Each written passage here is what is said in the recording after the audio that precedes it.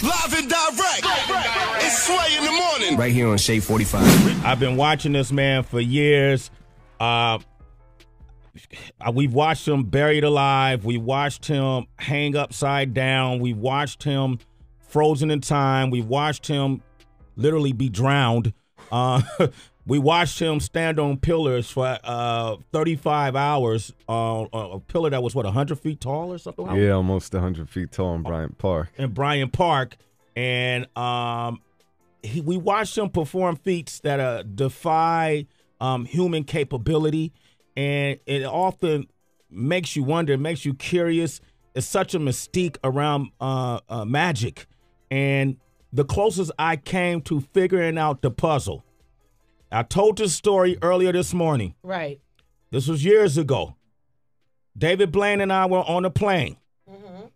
You remember the story? You remember the story? Remind me. Okay, good. I'm glad you don't remember. We were on a plane. I do remember vaguely, though. Okay, and it was the year Alicia Keys won like 5 Grammys. And it was the next morning, and you ended up sitting next to me. And Diddy came on the plane, too. And we sat next to, I was a big fan, and the first thing I started asking you was about card tricks. How do magicians throw cards at the a window of a bus, and then the card is sticking on the other side of the window? And you start explaining it. Well, no, actually, you didn't explain it. I think you told me you don't do card tricks any longer or something like that. Then that's not true. No, you said something to that effect. You don't remember this, huh? Nah. I love it. All right.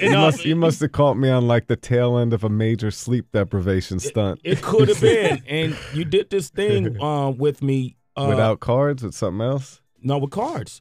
You did this thing with me where, okay, you said how many letters are in your name? Your first, your middle, and your last name. You don't remember this? Yeah, now I got it. Okay, and I counted. And then you spelled out the cards, and it fell onto the name that you spelled. That's what it, Heather. And he handed me a deck of cards that never had been opened. You never touched the cards. That is true. And I shuffled the cards. You never looked at the cards. That's true. And it fell. It was 21 letters in my name. I picked the Queen of Hearts or something. And when the 21st card came to be, I flipped it over. It was a Queen of Hearts. And I ain't fucked what you said. It spooked the hell out of me.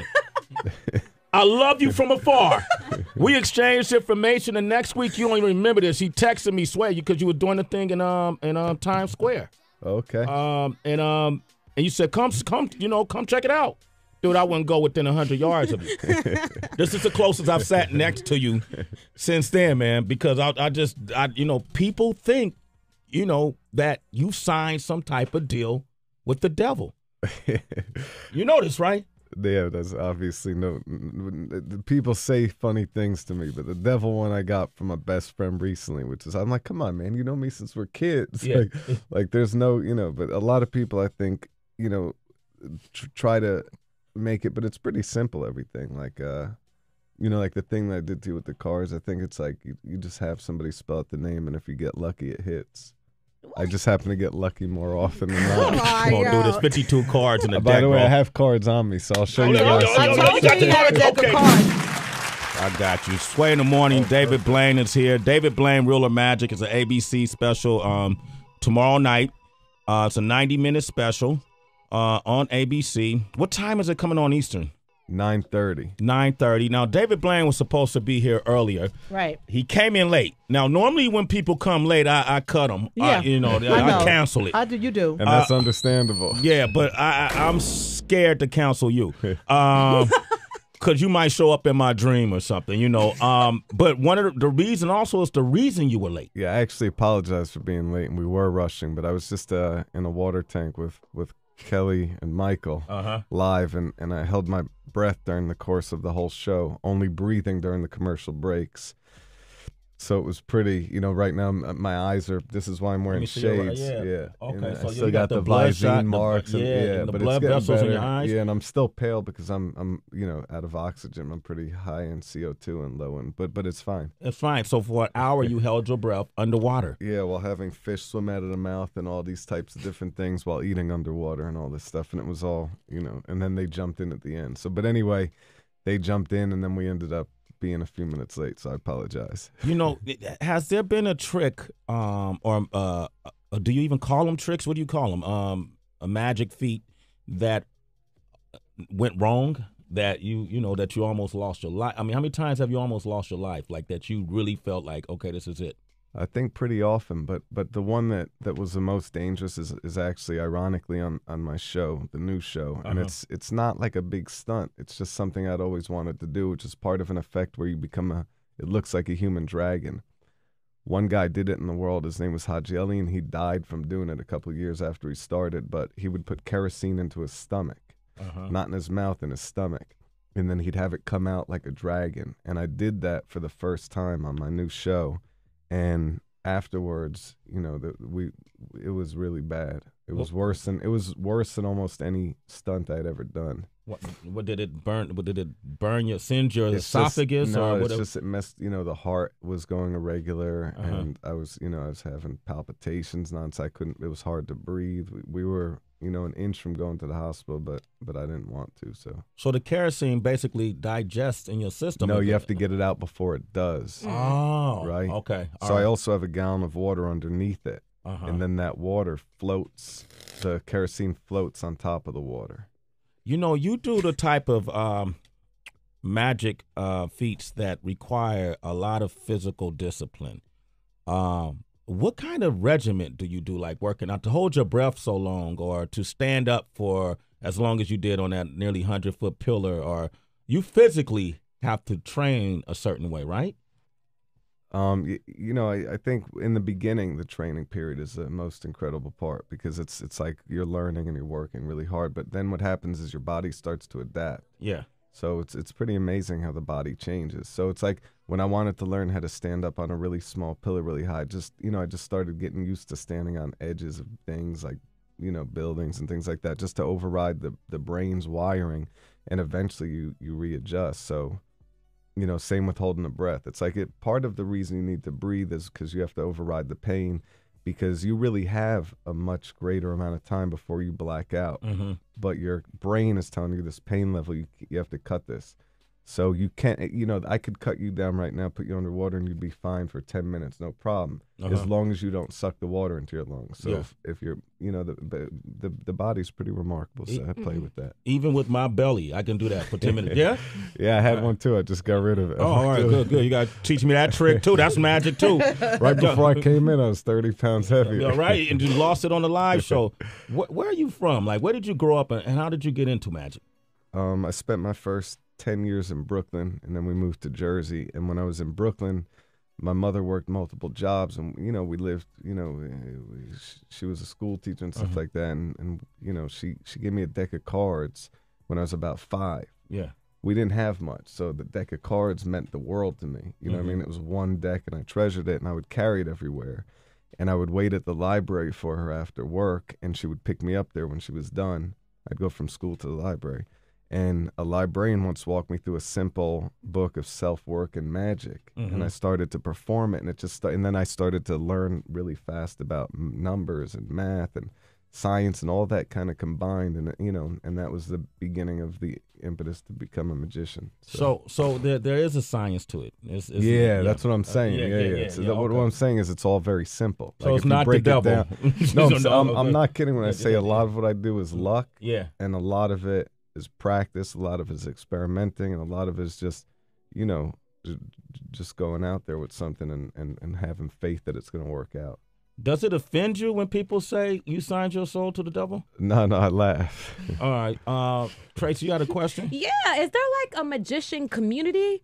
There's an amazing magician community. There's actually 2 card magicians doing a show right now in New York called Nothing to Hide. And if you want to see 2 amazing guys do magic, it's somewhere on 42nd Street. But there is a great and it's the ones that are it seems like the best guys are the ones that are the most difficult to find almost. Right. It's like the guys that I look up to, this like small community magicians, are amazing, but they're so hard to find because they're so focused on getting the craft right. So do you have like an apprentice? Do you feel like you should pass this down to someone? I have lots of magicians that I'm close to, and we all, I think we all we all give input to each other. So everybody bats ideas around, and it's fun like that. It's but just like rappers, though, man. Y'all have beef, too, though. Yeah, but just not cool. Oh, okay. All right. But I mean, because you got the Chris Angels and the other. David Copperfield. David Copperfield. Do you guys get the big ones like you, David, and Chris? It don't seem like y'all get along.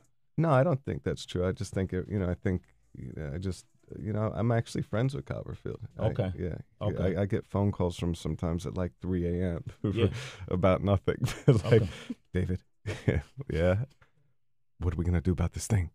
I'm like, what do you mean? And then he'll have this whole idea for something that's insane that should be done in magic, but it's always brilliant. So the guy, I think everybody works pretty hard. I think to be a magician, it looks really easy. Mm-hmm. Like you think what Copperfield does is he walks out there and it's, he does it. But that guy works harder than anybody I know. Mm-hmm. You know what I mean? Yeah. Like he really, really works, and it's hard. That guy's most shows that you guys see, it's like people do like 270 a year or something.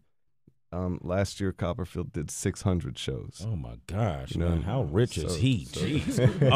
Okay, look, David Blaine is here. He has a 90-minute special that's airing tomorrow on ABC, right, at 9:30 Eastern.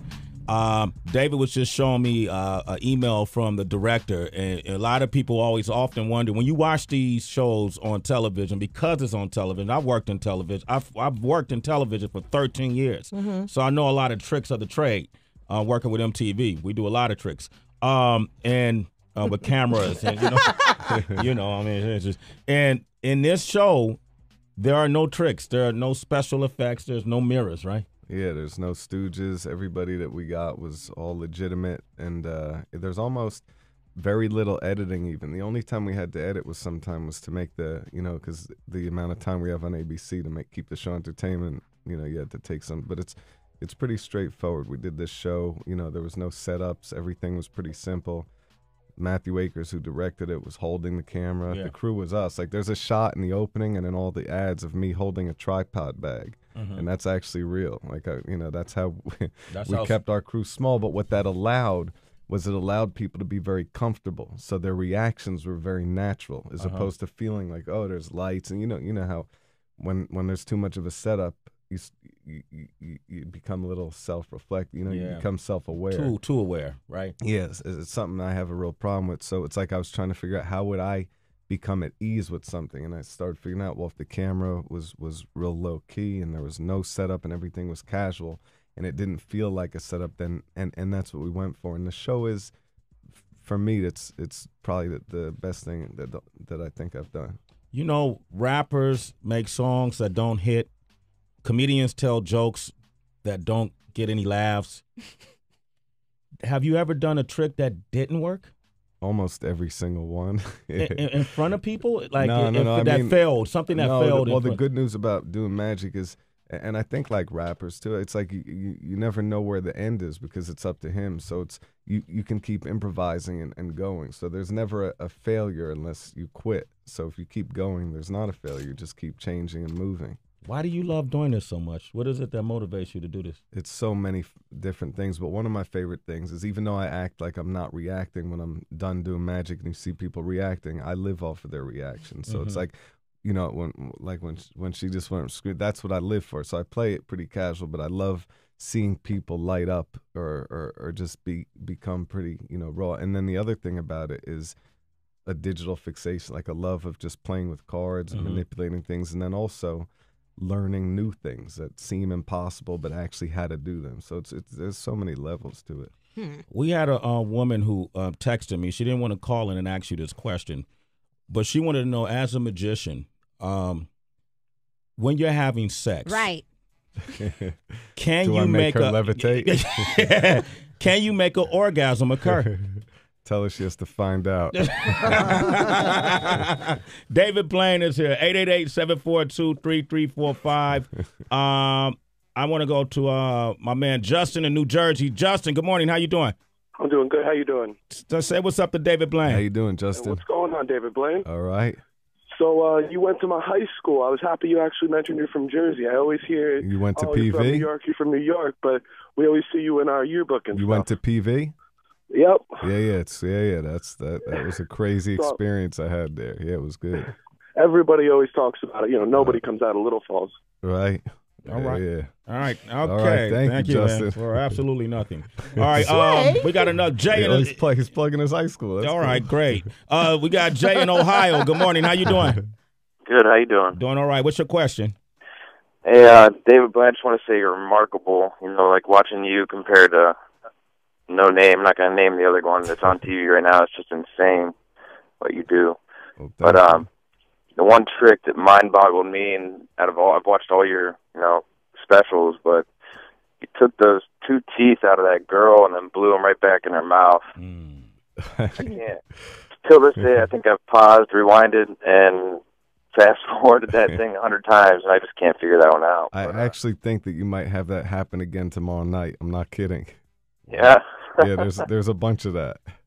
Wow. See, the thing I love about your show is the street magic. I mean, the big performances are insane. It's just, a crazy time. But just like you said a second ago, you like people watching them, their reaction, them light up. And yeah, well, this is the first show I've done in 15 years where it's just solid magic. So you got that coming tomorrow night. It's the first time I've done it. I started putting the stunts in them, and they started to take over. But without them, it's all about that. So, yeah, I agree with you.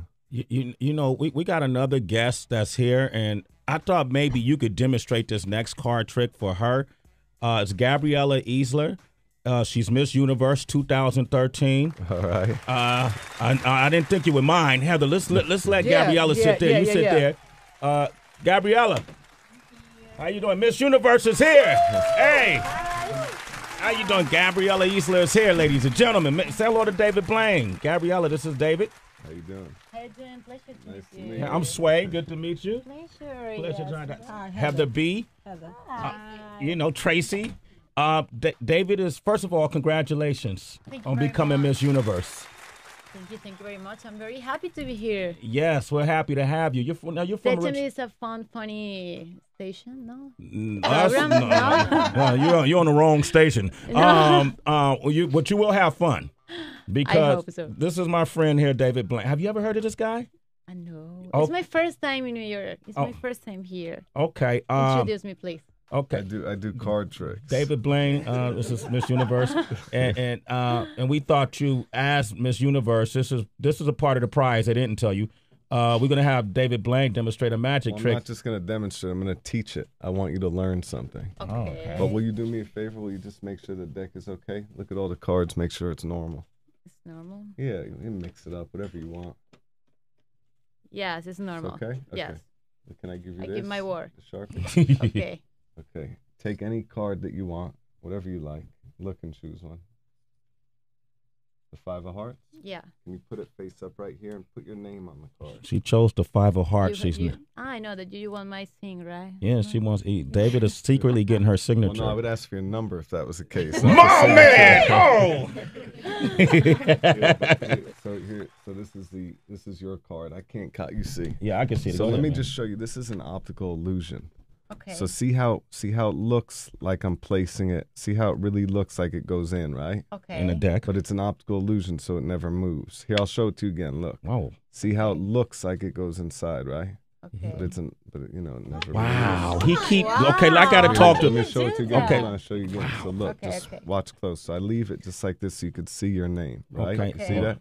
Here, middle of the top like this, and then into the bottom. And look, it's not here. It's not here. It's not here, okay. This is a 4, but you're going to see your name appear right here. Just look at the 4. Watch it. Stare. See how your name just appears? Oh my okay. God. You know what's weird, though? Here, let me just show you. So again, like this, in, right? What can I? Slight move, slight jump like this. But let's do this. Let's bend it. Wait. Now you see it's bent. Right? Wait, hold up, Dave, stop. God. So I gotta explain this, man. You Okay. go above. Look. See how it just jumps up. And through. Oh my God. You're awesome. You could have had any card, obviously, when you took one. But here, take anyone out. Wait, hold up, David. Before you continue, let me explain what happened here. It's mine. Wow! Damn! Okay, Gabriella, Miss Universe, picked a card out of the deck. It was the 5 of Hearts, and she literally just wrote her name on that card. And every time she put the card in the middle of the deck, My God, you're really David good. would do a flip thing, and the 5 of hearts would actually end up at the top of the deck. And no matter where he put the card in the deck, it kept coming up on top. No way. Then he put out a 4 of hearts, Don't let me see it though. and then it had her Which one? name on the 4 of hearts. Sure? Damn. So everywhere he keeps shuffling the card in the deck. See, it's awesome. I can't Well, you believe know, it. we're going to have it on SwayesUniverse.com. Can you make can a see- wish and you will make it true? No. Here, Oh my God. do you know why you chose that card? Remember you went through the cards and you chose the 5 of hearts, right? Yeah. Remember that you've been holding that Sharpie the whole time? Just do me a favor. Start rubbing the logo. Go ahead. Rub the logo with your thumb. Rub it. And now rub the other side. Rub the other side. Have the beast See how rubbing the it's Sharpie. changing? Show her what it says. Show her. 5 hearts. It says 5 of hearts on the Sharpie? They say 5 hearts in the Of sharp. 5 hearts? Yeah. Look. Wow. The only way I can explain this is on the video. I can't even explain here this. all the time. Have the beast just it was rub the there. Sharpie and it Yeah. changed. It doesn't even say Sharpie any longer. Oh my God. It says 5 hearts. Here, Garrett, hold these for me. Wow. Try to see. Look. not this Okay, one. now he's taking a deck of cards in front of Gabriella. I saw. Don't tell me. Do She's it again, looking, do it Dave, again. you're scaring her. Try to see one inside. Did you see one or it was too fast? Too fast. Okay, so we use here. Let me get rid of some of these. Okay. Get rid of these. Try to see one, but not this. David one. Blaine is demonstrating Did you see card one? tricks. We're going to Any come card? back more with Miss Universe. Anyone? Okay, look again. Not this She's one. running out of the Anyone. studio Try to right see now. one. She's frightened. You have one? Call us. So you saw one. Gabriella Easler is here. I'm not gonna. But this is not your card. That's not it. Okay, hold that for me. You're thinking of the card? I'm thinking. Did you see it in your mind? Yeah. What is it? Treble. Yeah, turn over the 8. Go ahead. Oh man. How can you do that? Because I never picked the card. I just saw the card just and thought I of the in my card. head. Just thought of it? I feel You're listening to Sway in the morning On Shea 45.